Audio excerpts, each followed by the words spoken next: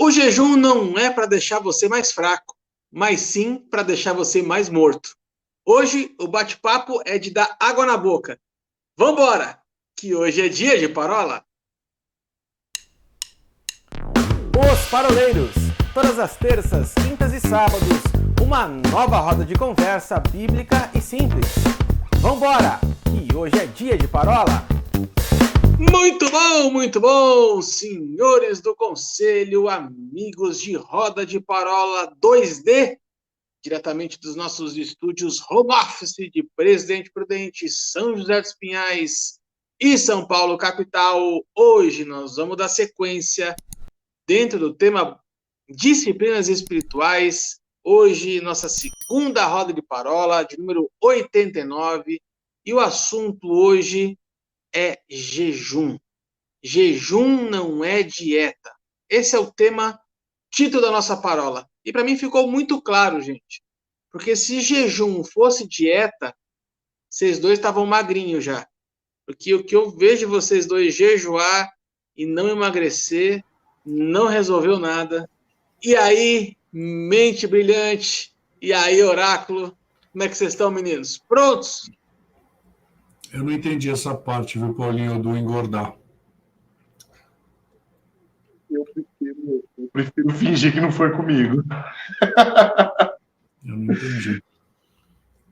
Mas, já que é para ser um pouco bíblico, então vamos começar, então, falando sobre isso, né? A prova de que o jejum deixa as pessoas mal-humoradas. Tá aí, ó.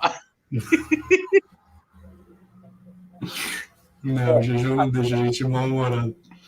Dieta deixa mal-humorado. Não começa confundindo o internauta. Exatamente, o cara vai no endócrino, paga uma grana lá para emagrecer, o cara fala uma dessa.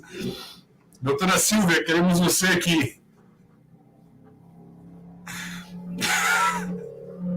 Vamos fazer um merchan agora aqui dos nossos endócrinos. Vamos falar então de jejum. E você sabe que esse final de semana nós fomos tremendamente abençoados na nossa igreja, nós tivemos a presença de Luciano Subirá. E, sinceramente, Paulo Amêndola, Arthur, foram 2 horas dele dando uma aula sobre jejum. Foi um negócio assim espetacular, a atmosfera da igreja mudando. E ele foi falar algo para nós assim, eu quero, nessa parola, tomar a liberdade de falar e parafrasear as coisas que ele falou. Porque assim, Arthur, o que é aquilo? Ele ensinou coisas para nós assim, ele citando alguns textos e ele falando sobre o aspecto escatológico do jejum. Porque a palavra do Senhor vai dizer o que nós temos que fazer, qual que é a atividade, ou o propósito, ou o papel da igreja com a volta de Jesus. E ele pegou o texto de Joel, e ele começa a citar o texto de Joel, que nós temos que estar mais sensíveis à voz do Espírito para que a igreja se manifeste nessa terra de forma poderosa. E aí ele pega o texto de Joel, que vai falar sobre o batismo, derramar sobre a carne e tudo mais, e ele fez exatamente uma divisão. Ele falou exatamente o que já aconteceu desse texto de Joel, com o derramar do Espírito Santo, lá em Atos, capítulo 2, só que ele falou o seguinte, gente, mas uma parte ainda não se concretizou. E aí ele fala o que acontece entre o derramar e essa segunda parte, e é onde a igreja tem que se posicionar em jejum. A igreja tem que se posicionar de uma forma de arrependimento, de rasgar mesmo o seu coração diante de Deus. Pessoal, foi o céu na terra, sabe? Então, assim, eu quero honrar mesmo. Eu sei que nós temos aí alcançado muitas vidas através das nossas parolas, pessoas, e aí não é brincadeira, é isso que eu estou falando, algumas pessoas me param mesmo para falar, rapaz, eu estava ouvindo e como fui edificado. Mas, sabe, falar sobre jejum, depois de tudo que eu ouvi, eu fico até meio acanhado, porque foi uma aula. Foi uma aula, foi tremendo. E aí eu quero começar com Mateus, capítulo 6, versos 17 a 18, que foi um dos textos que ele leu. Tu, porém, quando jejuardes, unge a tua cabeça e lava o teu rosto, para não pareceres aos homens que jejuas, mas a teu pai que está em secreto, e teu pai que vem em secreto te recompensará publicamente. E aí ele está falando algo a respeito do nosso posicionamento no jejum. O jejum não muda Deus, né? A gente tem que deixar isso muito claro. Se você está achando que você vai jejuar e vai mudar alguma coisa no coração de Deus, isso não vai acontecer.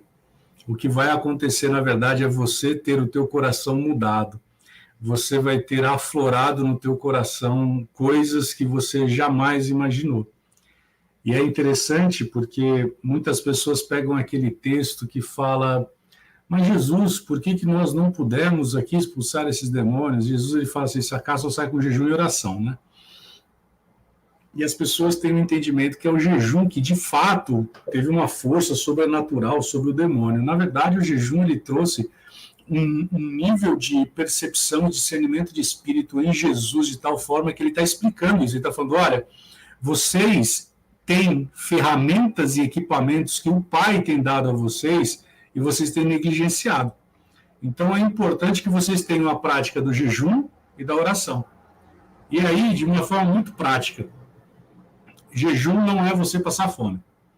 E aí sim, o Arthur tem razão no que ele está falando. Jejum não é você passar fome. Não adianta você falar assim: eu vou jejuar e vou ficar sem comer simplesmente. O jejum ele tem que estar acompanhado de um momento teu devocional, na leitura da palavra, na oração. Se você é batizado no Espírito Santo e ora em outras línguas, e você está naquele momento de comunhão com Deus e começa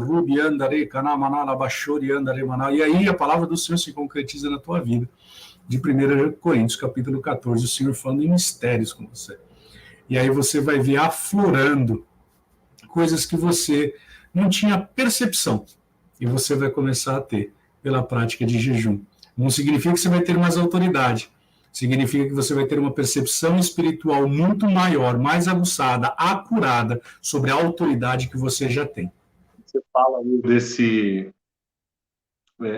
dessa autoridade, né, que é conquistada mediante o jejum. Eu quero trazer um texto aqui, mas antes de trazer esse texto, eu quero trazer uma imagem, né? O Arthur, um dia desses, aliás, não vou trazer, antes de eu trazer a imagem, eu vou lembrar de uma história aqui.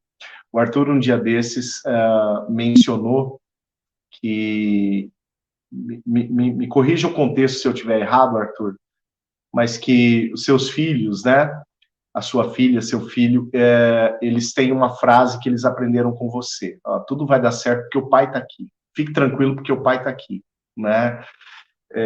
Aí eu fico lembrando, né? E é uma frase, você me edificou muito nessa fala sua, e eu tenho usado essa fala com o Gabriel, com a Alice também. Mas olha que interessante, isso me faz remeter aquelas imagens, aquelas fotos que a gente vê na internet do filhotinho de leão com a mamãe leão atrás, ou com o papai leão atrás, né? Papai enorme, o filhotinho bem pequenininho, e ninguém ousa chegar perto do filhotinho porque o papai está ali atrás dele, né? Agora presta atenção no que a palavra diz. Em Isaías, capítulo 58, ali a partir do verso 5, diz: seria este o jejum que eu escolheria? Que o homem um dia aflija a sua alma, que incline a sua cabeça como junco, que estenda debaixo de si saco e cinza? Chamarias tu a isso jejum e dia aprazível ao Senhor? Só fazendo aqui um parêntese, quando fala do afligir a alma, está falando do passar fome mesmo, tá? Verso 6 diz assim: porventura não é este o jejum que escolhi, que soltes, não é este o jejum que escolhi, que soltes as ligaduras da impiedade, que desfaças as ataduras do jugo, que deixes livres os oprimidos e despedaces todo o jugo? Porventura não é também que repartas o teu pão com o faminto e recolhas em casa os pobres e abandonados, e quando vires o nu, cubras e não te escondas da tua carne? Presta atenção agora, versículo 8.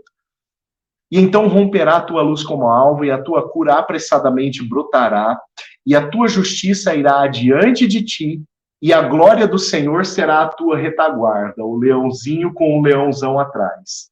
Né? Olha aqui que a palavra está falando. A palavra está dizendo, o afligir a alma está lá no começo.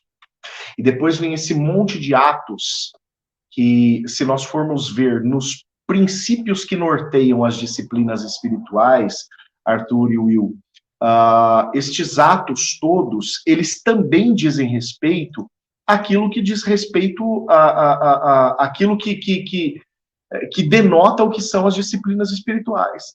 Eu acho que algo ficou muito claro na parola passada, de que nós não queremos passar o que é uma lista. Disciplina espiritual é orar, é jejuar, é congregar, é dizimar, é ofertar, é fazer isso, é fazer aquilo. A gente não quer passar uma lista. A gente quer passar o princípio ao qual submete-se aquilo que nós estamos chamando de disciplina espiritual.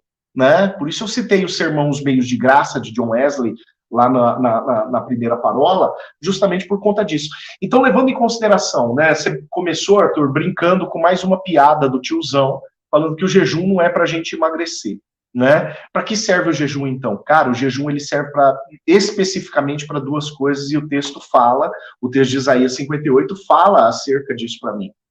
Né?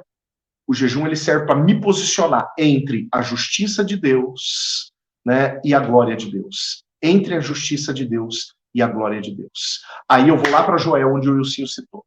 O Wilsinho, ele falou, o Joel, ele diz o seguinte: chorem ministros e chorem sacerdotes do Senhor.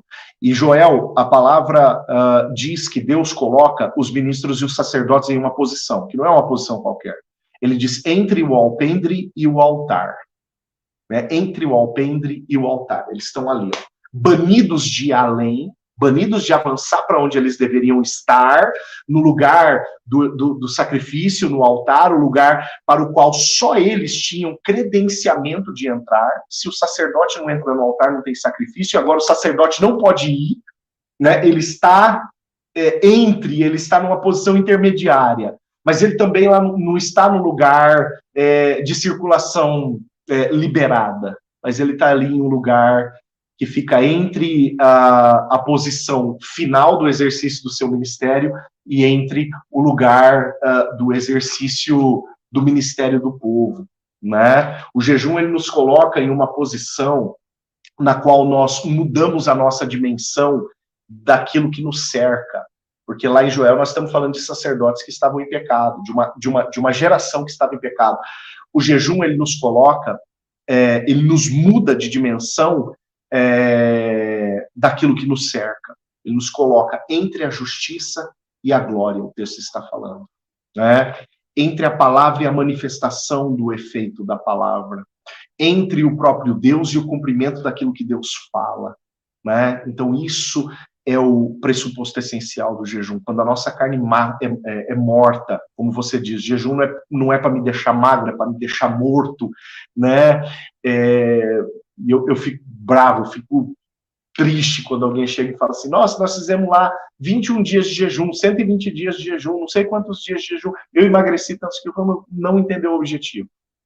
Não é quantos quilos você perdeu, mas quão mais próximo de Deus você está, quão mais bem posicionado no Senhor você está. E tem um outro aspecto, Arthur e Will, que eu gostaria de destacar em referência ao jejum. Eu falei de consagração ontem, inclusive, né? Nós estamos gravando numa segunda-feira, para quem acompanha os paroleiros, então quando eu me refiro a ontem, eu estou falando do culto de domingo, né? Aqui na igreja a qual eu pastoreio. Eu falei acerca de consagração, dentre outros assuntos. Né? E tocando na questão da consagração, levando em consideração ali Atos capítulo 14, quando a palavra diz que com jejuns separaram, né, presbíteros, Paulo, Barnabé separaram presbíteros para plantar esses presbíteros nas igrejas sobre o povo que havia crido na pregação de Paulo e Barnabé. Levando em consideração isso, Deus me abriu o entendimento do lugar do jejum, né, dentro de uma tríade que precisa ser vivenciada por todo discípulo, por toda discípula de Cristo. Olha só, acabei de falar que o jejum nos posiciona, né, entre a justiça e a glória. entre a palavra e a manifestação da palavra, ou entre o Senhor e o poder de Deus. Isso é o que Isaías 58 vai deixar claro para nós, mais especificamente no versículo 8. Agora, se a gente levar em consideração que essa posição, né, o estar entre a justiça e a glória, exige de nós um posicionamento, né, exige de nós uma posição como discípulos, como servos do Senhor, essa posição indistintamente ela vai se manifestar acerca de nós fazermos aquilo que o Senhor espera que façamos, né? E aí eu menciono essa tríade que é indissolúvel, ela jamais se separa, que é a tríade do jejum, a tríade da oração e do comissionamento, do cumprimento do nosso ministério. Jejum, oração, comissionamento. Eu vou dar alguns exemplos bíblicos aqui, só passando por cima. Jesus começa o seu ministério como? Lá no deserto, orando, jejuando, e logo em seguida ele vai exercer o comissionamento. Mateus capítulo 3 fala desses 40 dias de deserto, Lucas capítulo 3 fala desses 40 dias de deserto, de jejum, oração, antes do exercício do comissionamento.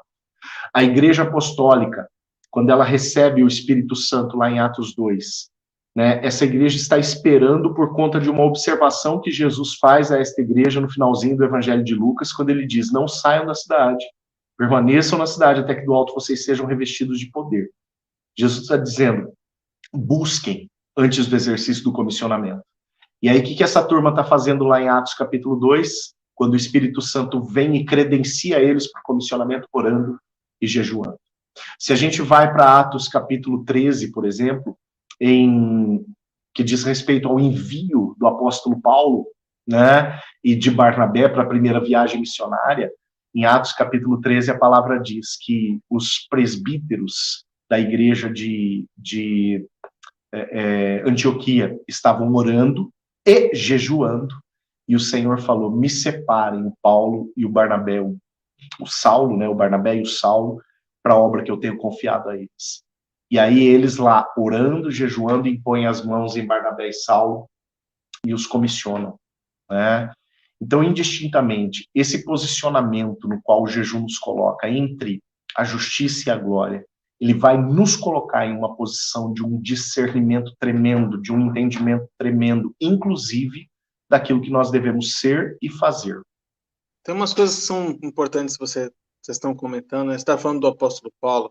O apóstolo Paulo, antes de começar a sua pregação, ficou 3 dias em oração e jejum enquanto esteve cego. Então segue a mesma sequência, né? Você citou aqui o sermão de John Wesley, Meios de Graça. Para você que está nos acompanhando aí, tanto pelo YouTube, como pelo Instagram, como pelo Facebook, e também em podcast no Spotify, no dia de hoje, eu postei na nossa página no Facebook o sermão na íntegra, Meios de Graça de John Wesley. Sermão de número 16, está lá, consegui uma fonte confiável. Ele é um pouquinho extenso, dá mais ou menos umas 10 páginas de Word, tá? Então eu fiz um Ctrl+C, Ctrl+V dentro da nossa página no Facebook. Se você ficou curioso, dá uma passadinha lá depois e acompanhe esse sermão que vai ficar bem bacana. Uma das coisas que eu quero destacar a respeito do jejum, eu fiz aquela brincadeira do vai crescer para morrer, mas eu peguei isso das suas lives lá, das disciplinas espirituais que você fez na tua igreja, pô, você falou exatamente essa frase, e eu achei, assim, de uma grande sacada. Você podia ser publicitário, inclusive, cara, tem umas frases bem legais, mas eu vejo o principal objetivo do jejum, se a gente pode dizer assim, né, é realmente mortificar a carne. Mortificar a carne, lembrando que a gente falou algumas palavras atrás a respeito do homem tricotômico, né? Corpo, alma e espírito. Então, o jejum ele serve para mortificar a nossa carne, aquietar a nossa alma, para que o nosso espírito possa se conectar de uma forma mais ampla. Então, o jejum ele tem essa capacidade de abraçar o ser humano como um todo, né? E eu acho que um dos grandes desafios aqui do jejum, cara, de tudo isso aí, eu brinquei a questão de ficar mal-humorado, que eu particularmente, e aí o momento confissão do tiozão, eu fico extremamente mal-humorado quando eu fico privado de comida. E o que para mim funciona muito na questão do jejum é o exercício do domínio próprio. Porque num tempo como nós estamos hoje, né, e hoje eu falo aqui de últimos 20 anos talvez, onde a gente desconta toda a nossa ansiedade na comida, né, privar-se de comida vai muito além de uma necessidade fisiológica de não se alimentar. É uma briga muito maior com a alma, talvez, do que com o próprio estômago, né? Então, é bem delicada essa questão do jejum. Nós vamos fazer o seguinte, vamos fazer uma pausa aqui nesse bate-papo, para a gente continuar no próximo bloco, na quinta-feira a gente vai estar de volta, para continuar esse assunto jejum, que está só começando, gente. O Wilsinho está fervilhando ali de coisas na cabeça dele para comentar. Nós vamos falar de causas aqui de jejum. Eu presenciei muitas situações de jejum de vocês dois, então a gente tem bastante história para contar. Anota aí na sua agenda, quinta-feira a gente vai estar de volta, se Deus quiser, falando um pouquinho mais sobre disciplinas espirituais e especificamente sobre jejum. Um grande abraço para você e até lá. Tchau, tchau.